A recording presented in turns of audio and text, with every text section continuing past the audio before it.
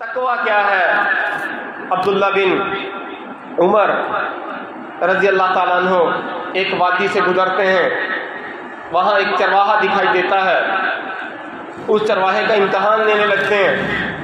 وہ چرواہے کے پاس بکریاں ہیں، جانور ہیں، اور اسے کہتے ہیں کہ تم ان میں سے ایک مجھے دے دو اور اپنے مالک کو جا کر کہہ دینا کہ بھیڑیا کھا گیا۔ وہ چرواہا کہتا ہے میں اپنے مالک کے ساتھ خیانت نہیں کر سکتا، میں اپنے مالک کو دھوکہ نہیں دے سکتا، میں اپنے مالک کو ڈاج نہیں کر سکتا۔ عبداللہ بن عمر کہتے ہیں کہ تمہارا مالک کون سا دیکھ رہا ہے، میں تمہیں اس کے آدھے پیسے دیتا ہوں، تم کہنا بھیڑیا کھا گیا، وہ یقین کر لے گا۔ وہ کہتا وہ نہیں دیکھ رہا تو ثم عین اللہ، اللہ تو دیکھ رہا ہے نا،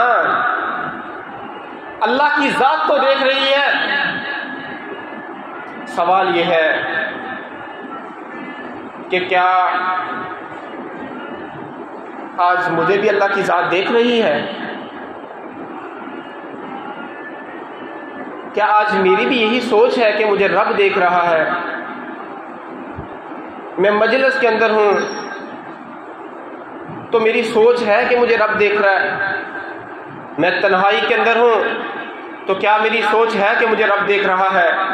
عبداللہ بن عمر گھر جا رہے ہیں، وہاں سے فارغ ہو کے اس سے مکالمہ کر کے، اور رستے میں جاتے جاتے گھر تک پہنچتے پہنچتے یہی لفظ کہتے ہیں ثم عین اللہ، ثم عین اللہ، ثم عین اللہ، اللہ دیکھ رہا ہے، اللہ دیکھ رہا ہے، اللہ دیکھ رہا ہے۔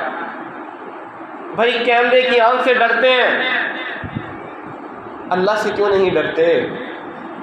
کرامن کاتبین یعلمون ما تفعلون، وہ ایک ایک چیز نوٹ کرتے ہیں، ڈنڈی نہیں لگانے دیں گے، ڈیٹا ڈیلیٹ بھی نہیں کرنے دیں گے، ہسٹری کلیئر بھی نہیں کرنے دیں گے، ایک ایک چیز کل سامنے رکھ دی جائے گی۔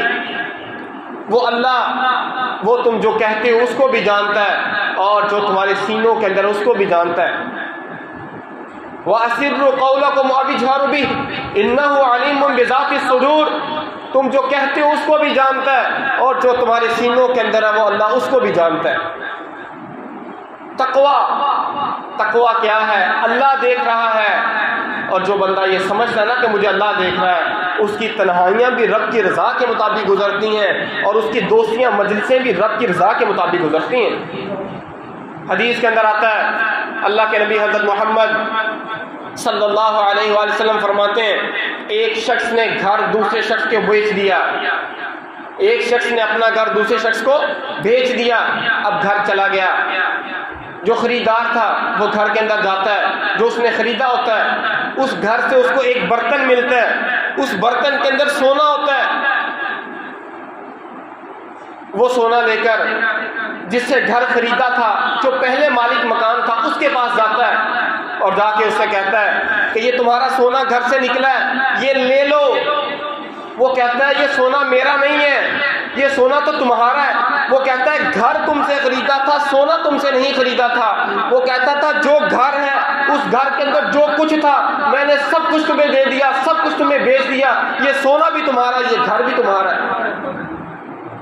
یہ معاملہ ایک تیسرے بندے کے پاس جاتا ہے، اور پھر وہ بندہ جب یہ سارا معاملہ کیس سنتا ہے اس کے بعد سوال کرتا ہے تم میں سے کسی کی اولاد ہے؟